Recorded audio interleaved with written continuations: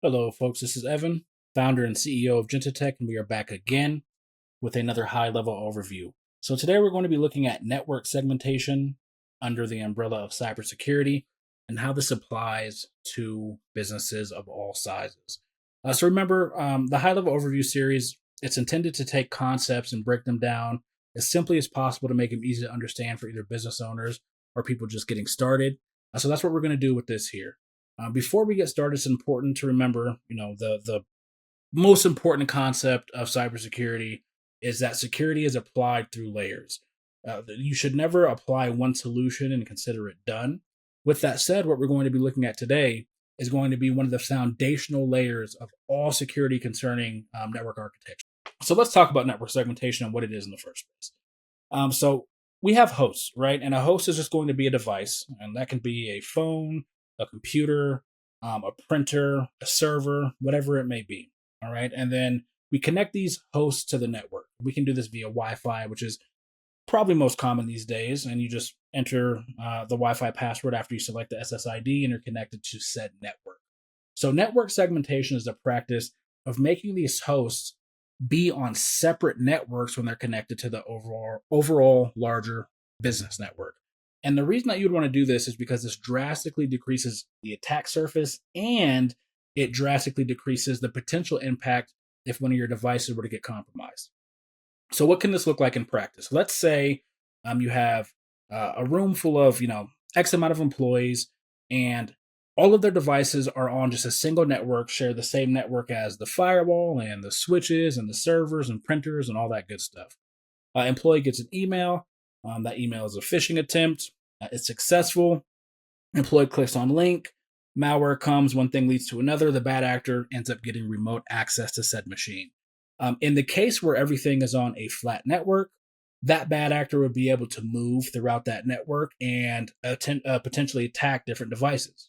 Get access to your firewall and attack that. Get access to your servers and bring down databases and exfiltrate data, and it can be a really, really big mess. So segmenting your network is going to separate the devices and put them on separate networks throughout your larger network. Okay. And this is going to be the basis of how any business network should be built. Okay. So let's look at, and a few more other things before we jump into. When we talk about things like compliance, like this is going to be a requirement for something like PCI or HIPAA. And even when it comes to administering the network on a day-to-day basis, it's going to be much, much easier to enforce policy, to take inventory concerning all of the assets on said network, because you're going to know what should be on said network and what shouldn't be. Access controls as far as employees, who is accessing what. It's much, much easier because the segmentation allows you to look at small little slices of an overall larger pie. So what does this look like from the configuration basis? Let's take a peek. So right here we have a firewall, and these are just 3 ports here to represent the ports on the back of the firewall. So what we're going to do is we're going to create some separate subnets inside of the firewall, okay? And let's just maybe do a subnet for VoIP, okay? It's going to be our phones. Let's do a subnet for printers. And then let's do a subnet for computers. And again, this is very, very simple. This is all an example. There'd be many more things that you would do. You would have a management LAN and all type of other things. If you have some experience, you're familiar with what I'm talking about. We just want to make this as simple as possible. This is in no way exhaustive or a recommended architecture for your network, but we're just going to look at what this looks like here, okay? So we're going to create these subnets, all right, inside of this firewall software here. And we're going to apply each subnet to each port. So for this VoIP, we're going to set this here. For the computers, we're going to set this here. Okay. And then for the printers, we're going to set this here. And let's move these around so we can actually connect some switches to each port. Okay. Now, each one of these ports here, aka subnets, will have a different IP range. So let's go ahead and do that. We're just going to use 192 for simplicity. I do not use this at clients' offices, but we're going to do it here. Let's go .10.1 for printers. let's do something like 192.168.20.1 for computers, okay? And then we'll do something like 192.168.30.1 for VoIP, okay? So now we have these different subnets, and which are just completely different networks, okay? So let's throw a couple of switches in here and see what we get. So let's get a switch.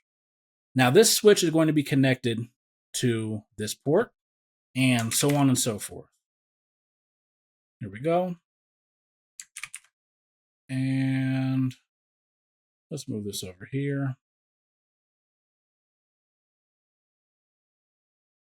Here we go. Okay, perfect. And then now the devices are going to be connected to each switch. So for VoIP, we're going to have a phone. Have a phone here, that'll work. Make that a little bigger. You can have a series of phones connected here, but one will work for now. Okay, for computers, easy enough. We're going to have a computer. See if they have any workstations. Fantastic. All right. Excellent. And then, of course, we have a printer. Okay. And here we go. And I really should create one more. I'm going to, because this is one of the most important reasons that you should do this these days. So I'm going to create one more here. We're going to create one more network, and this is going to be called IoT. Okay. Now, IoT devices are going to be essentially anything under the category of your smart devices. Think like Alexa or Google, smart thermostats, things of these nature. I mean, these things are extremely vulnerable and are often some of the devices that are attacked the most. So these are oftentimes a bad actor's best way to enter the door, we could say. And so let's create another network for this here, okay? And then we'll go 40.1. And then, of course, we'll do another switch as well. Connect this, okay? And then let's see if they have an Alexa, a Chrome, a something. This will work. All right, nice little smart house we have here, okay? All right, so now when we look at our network, this is all still under our larger network at play here, all right?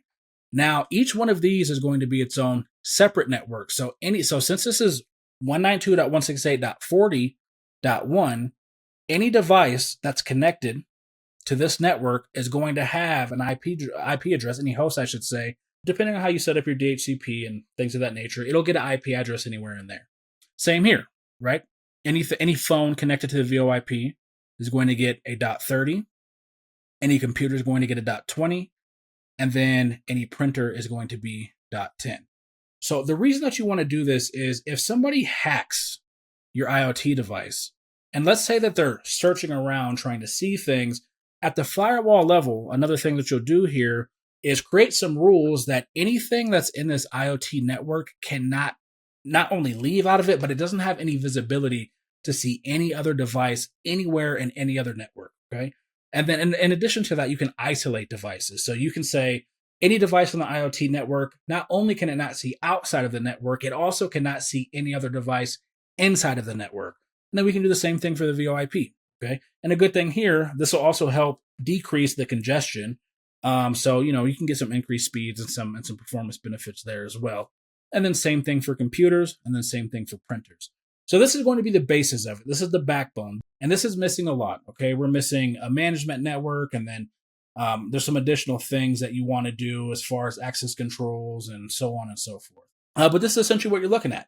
So pretty simple and straightforward video. Again, the whole basis of segmenting a network for the purposes of cybersecurity is going to be shrinking your attack surface, right? And then having these networks sliced out so you can enact whatever rules you want on portions of your overall larger network. If you have any questions or comments or would like to reach out to us for services, feel free to email us at info@jitotech.com, and thank you for watching.